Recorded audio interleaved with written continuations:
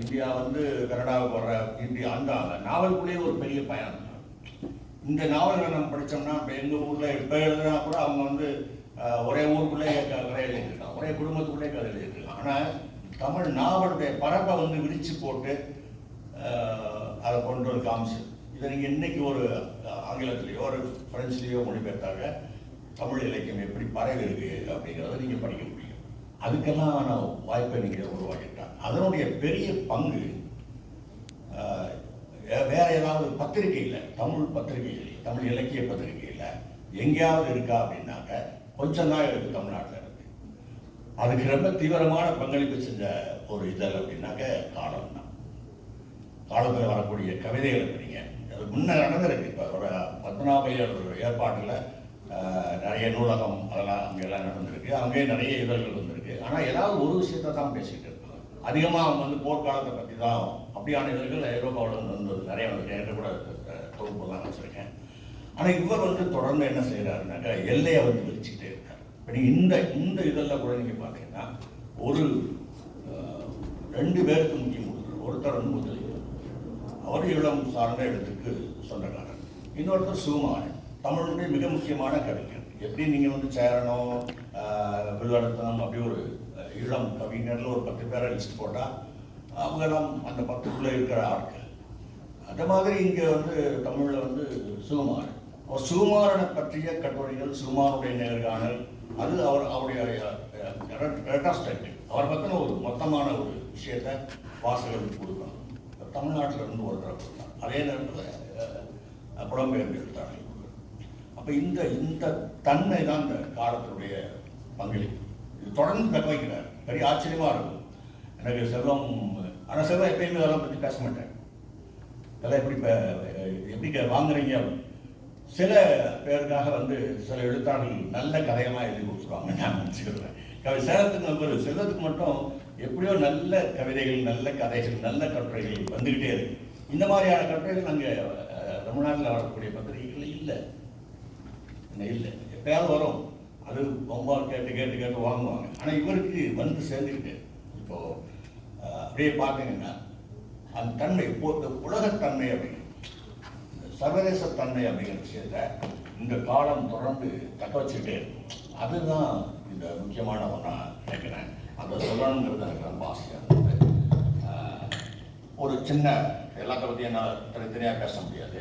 இந்த புத்தகங்கள் 3மே நான் படிச்சிருக்கேன். அவங்க அந்த எல்லாம் இழந்த பின்னும் இதை பற்றி கூட நான் பேசணும்னு நினச்சேன்.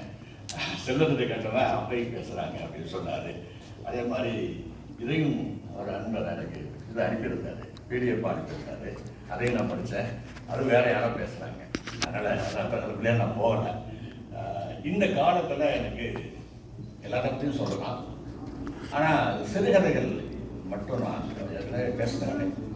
அதில் வாசிப்பு திளைப்புன்னு ஒன்று, ரீடிங் ப்ளஷர் அப்படின்னு.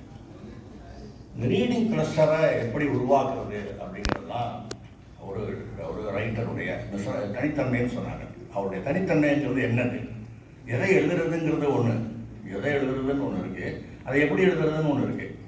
எப்படி நீங்கள் எழுதுறீங்கிறது தான் இந்த ரீடிங் ப்ளஷர் வந்து கிடைக்கும். இதில் எல்லா கதைகளையும் நான் வந்து தனித்தனியாக ரொம்ப நேரம் பேசுறதுக்கு நேரம் அனுமதிக்காது. ஆனால் இந்த 10 கதைகளும் ஒரு 4 விதமான இதுக்குள்ள நுழையுது. ஒரு புலம்பெயர்ந்த வாழ்க்கை அப்படிங்கிறதுக்குள்ள சில கதைகள் இருக்கு.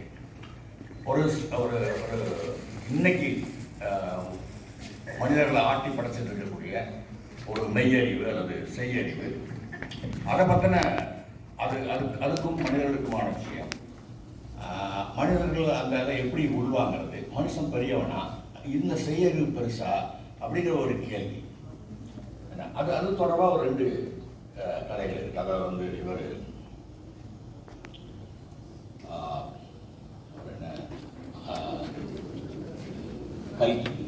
கல்கிங்கிற கதையும் ஞானிங்கிறவர் கதையும், அந்த 2 கதையுமே வந்து ஒரு ஒரு ஒரு சயின்ஸ் அண்ட் ஹியூமன்ஸ் அவங்களுக்கு இடையில் இருக்கக்கூடிய பிரச்சனையுடைய அந்த கான்ஃப்ளிக்ட் பிட்வீன் சயின்ஸ் ஒரு ஒரு ஐடி இந்த மாதிரி நவீன தன்மையில் வளர்ந்துக்கிட்டு போகிறது.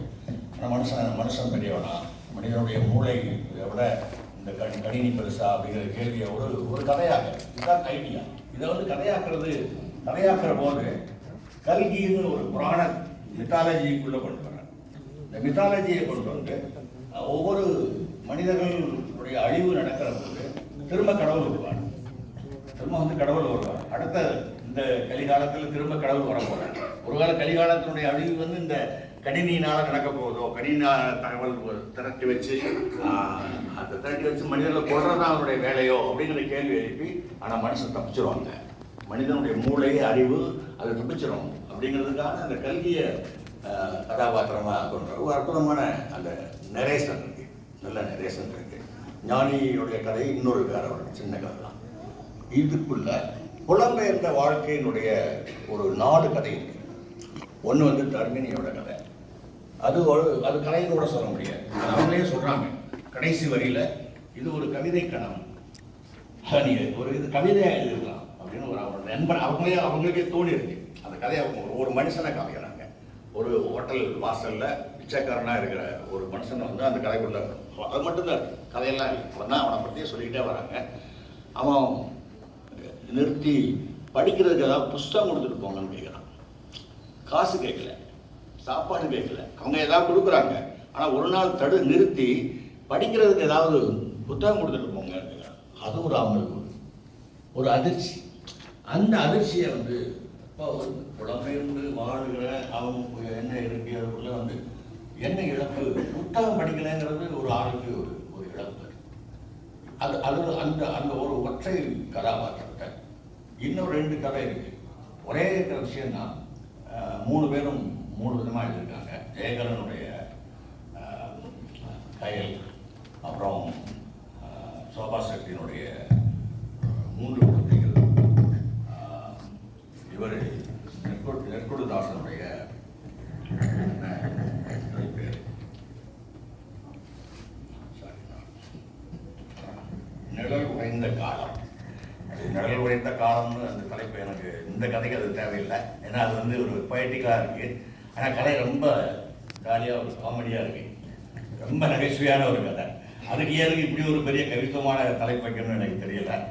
நீ கதை படிச்சேன்னா ரொம்ப அதாவது புலம்பெயர்ந்து வாழ்ந்து இவ்வளோ வருஷம் வாழ்ந்த பிறகும் அவன் அந்த நாட்டு மொழியை கற்றுக்கிறதுங்கிறது தான் முக்கியமானது.